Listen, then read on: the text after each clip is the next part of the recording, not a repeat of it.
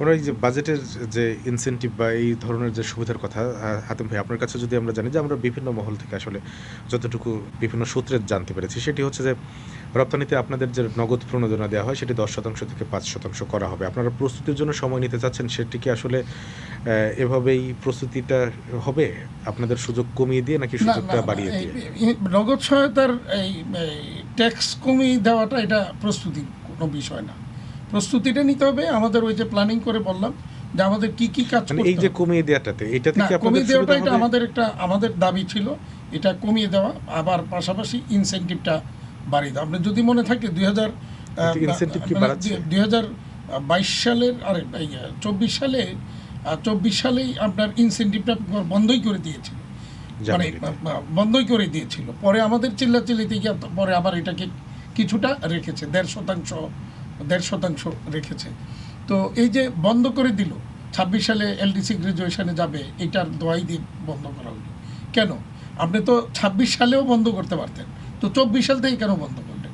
Ultimately তাতে কী হয়েছে আপনারা নিশ্চয়ই দেখছেন যে বাংলাদেশের সুতার বাজারটা ইন্ডিয়ার কবজায় চলে গেছে। তো তাহলে তার মানে কি ওই সময় সরকার কি তাহলে পরিকল্পিতভাবেই বাংলাদেশের এই স্পিনিং মিলগুলিকে ধ্বংস করার জন্য এই কাজটা করেছে, ইনসেনটিভটা বন্ধ করেছে? ইনসেনটিভটা আসলে কারা পায় আপনারা দেখছেন, কিন্তু আমরা পাচ্ছি। আসলে ইনসেনটিভটা কিন্তু আমরা পাই না। ইনসেনটিভটা কিন্তু আমরা যখন বেশি দাম দিয়ে সুতা কিনি, অর্থাৎ আমার স্পিনিং মিলের ভাইয়েরা যখন আমাদের কাছে সুতা বিক্রি করেন, তখন তারা সুতার দামের সাথে ইনসেনটিভের টাকাটা অ্যাড করে ওনারা আমাদের কাছ থেকে নিয়ে যান। অর্থাৎ আমরা বেশি দামে, আন্তর্জাতিক বাজারের চেয়ে বেশি দাম দিয়ে সুতা কিনি, সেই ভর্তুকিটা সরকার আমাকে আবার ফেরত দেয়। তো ফেরত দেয়, এটা একটা সাহায্য। তো আপনি সাহায্য দিয়া মানে ভিক্ষা দিলেন, ভিক্ষার থেকে আবার আবার আমার কাছে টাকা ছিনিয়ে নিলেন, এটা তো হইতে পারে না। আর টাকাটা তো আমাকে দিছেন আরেকজনকে দেওয়ার জন্য, তো আরেকজনকে তো আমি আরও 1 বছর 1.5 বছর আগে দিয়ে দিছি ওইটা এরপরে আপনি আমাকে দিতে গিয়া আমার কাছ থেকে আবার 10% নিয়ে যাচ্ছেন, এটা তো গায়ে লাগে আমাদের তখন। তো এইগুলি নিয়ে তো আমি কথা বলেছি, আপনারা শুনেছেন। এরকম আর কি সুযোগ সুবিধা হলে আপনাদের কম্পিটিশনটা এগিয়ে নেওয়ার সম্ভব? না, সুযোগ সুবিধা এইগুলিতেই তো শুধু হবে না। আপনি যদি দেখেন ইন্ডিয়া এফটি করেছে, আমার কাছে গত 15-20 দিন আগে আমার কাছে ইন্ডিয়া থেকে একটা মেসেজ আসলো যে এই কিছু বড় বড় ব্র্যান্ড বাংলাদেশ থেকে অর্ডার শিপ করে নিচ্ছে ইন্ডিয়াতে। তো এটা নেওয়াটা স্বাভাবিক, কারণ ইন্ডিয়াতে নানা রকমের ফেসিলিটি দিচ্ছে। ইভেন মানে তারা এলডিসি গ্রাজুয়েট তো অনেক আগে থেকেই, তারপরেও তারা কিন্তু এখনও ইনসেন্টিভ দেয়। আর আমাদেরকে বলা হচ্ছে এলডিসি গ্রাজুয়েটের ইনসেন্টিভ পাওয়া যাবে না, নানাভাবে তারা ওখানে ইনসেন্টিভাইজ করছে। যেটা বলছিলেন যে প্রাইভেট সেক্টর লিড একটি, না আমি বলতেছি তো সেই ক্ষেত্রে সে ইন্ডিয়া এত ফেসিলিটি দিচ্ছে, আর উল্টা আমাদের এখানে এই ফেসিলিটিগুলি এলডিসি দোহাইতে কমিয়ে দেওয়া হচ্ছে বা বন্ধ করে দেওয়া হচ্ছে একটা করে। তাহলে আলটিমেটলি এর ইয়েতে গিয়ে কী দাঁড়াইলো আপনি যদি দেখেন, 2024 সালে সুতার আমদানি বেড়ে গেছে আমাদের, 25 সালে এসে আরও বাড়ছে, কারণ ইনসেন্টিভ মানে কমিয়ে দেওয়া হয়েছে।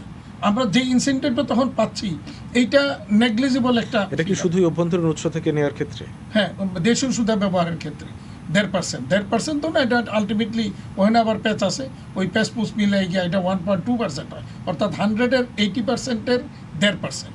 তো তার মানে ওইটা ইকুইভ্যালেন্ট টু 1.2%। তো এই 1.2% নিতে গিয়ে যে পরিমাণ হ্যাসেল, তো আমাদের অনেকে আর এটা নেওয়ার জন্য আগ্রহী না হইয়া, যেহেতু সুতার দামের ডিফারেন্স 30 সেন্ট 40 সেন্ট ইন্ডিয়ার সাথে, তখন ইন্ডিয়া থেকে সুতা আনছে। তার মানে পরিকল্পিতভাবেই বাংলাদেশের সুতার বাজারটাকে নষ্ট করার জন্যই এইটা তখন করা হয়েছিল বলে আমরা মনে করছি, 24 সালে যেটা করা হয়েছিল।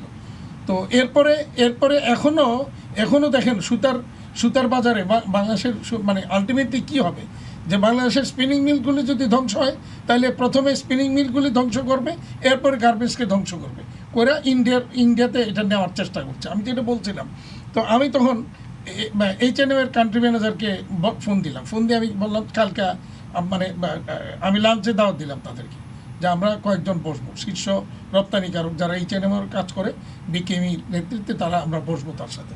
তো বসলাম, আমরা আলোচনা করলাম। তো আলোচনা করে আমরা যেটা দেখলাম, যদিও উনি ওইভাবে স্বীকার করেননি যে অর্ডার শিফট হয়ে ইন্ডিয়াতে যাচ্ছে, কিন্তু বাস্তব আমরা যেটা দেখছি যে গত বছর আমাদের যা অর্ডার ছিল H&M-এর, এই বছর তার প্রায় অর্ধেকে নেমে আসছে। তো তার মানে কি তাহলে একটু গেছে কোথায়? আন্তর্জাতিক বাজার এমনি অর্ডার কমেছে, সেল কমে যাওয়াতে, তাহলে বাকি 50% তো আর কমে নাই, তাহলে বাকিটা গেল কোথায়? তো স্বাভাবিকভাবেই, এবং ইভেন বাংলাদেশের কিছু কিছু মানে ফরেন কোম্পানি যাতে আমরা যেটা জানলাম যে তারাও ইন্ডিয়াতে গিয়ে এখন ফ্যাক্টরি করতেছে। তো সেই ক্রয়াদেশ রাখার জন্য আসলে কিছু তো পলিসি আছে, স্বল্পমেয়াদী, দীর্ঘমেয়াদী, অবশ্যই মধ্যমেয়াদী। আছে, তো আমরা তো সেই পলিসিতে যাচ্ছি না। মাহফুজ ভাই একটা এবং কথা বলছেন যে even আপনাদের আপনি দেখেন, উপেক্ষা করেই আসলে সব পলিসিগুলো হ্যাঁ, গ্রহণ ইভেন করা আপনি দেখেন যে বাংলাদেশের যে কন্টিনিউয়াসলি বাংলাদেশের ইতিহাসে এই প্রথম এই বছরই কন্টিনিউয়াস 9 মাস মানে আপনার এক্সপোর্ট ডিক্লাইন, 11 মাসের ভেতর 9 হ্যাঁ, মাস। এক্সপোর্ট ডিক্লাইন করলো বাংলাদেশে। এই ধরনের ইতিহাস কিন্তু আর কখনো নাই। 1-2 মাস 1 মাস কখনো ডিক্লাইন করলে পর মাসে ঘুরে ডিক্লাইন দাঁড়িয়েছে। নিয়ে কি সরকার উদ্বিগ্ন?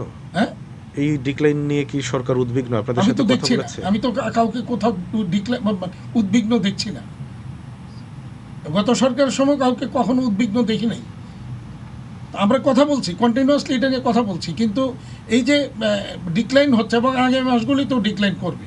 যদিও মাঝখানে গত এপ্রিল মাসে 33% গ্রোথ মানে হয়েছে বলে বলা হয়েছে, কিন্তু আমি ওইটার সাথে একমত না। গ্রোথ কিছু এপ্রিলে হবে এই কারণে, আগের বছরের এপ্রিল মাসে ঈদের কারণে প্রায় 7-8 দিন 10 দিন শুরুতে বন্ধ ওটা বেশি ছিল। কম থাকার কারণে এটা হ্যাঁ, growth। বন্ধ ছিল বিদায় এই বছর তো ফুল এপ্রিল কাজ হয়েছে, ওই কারণে এই মাসে কিছু বাড়বে, কিন্তু 33% গ্রোথ যেটা বলা হয়েছে এটা আমার কাছে জাস্টিফাইড মনে হয়নি। এরপরে দেখেন এই মাসে এসে আবার কিন্তু পড়ে আছে। মে মাসে এসে আবার ডিক্লাইন করেছে। সামনের মাসগুলো কিন্তু একই অবস্থায় যাবে। তো এরকম একটা পরিস্থিতির মধ্যে আমরা কি আসলে কতটুকু প্রস্তুত? ইন্ডিয়া এফটিএ করে ফেলছে ইউরোপিয়ান ইউনিয়নের সাথে, আমার প্রতিদ্বন্দ্বী প্রধান দেশ ভিয়েতনাম, তারাও এফটিএ করেছে। তাহলে আমরা কেন এখনো এফটিএর উদ্যোগী নেই?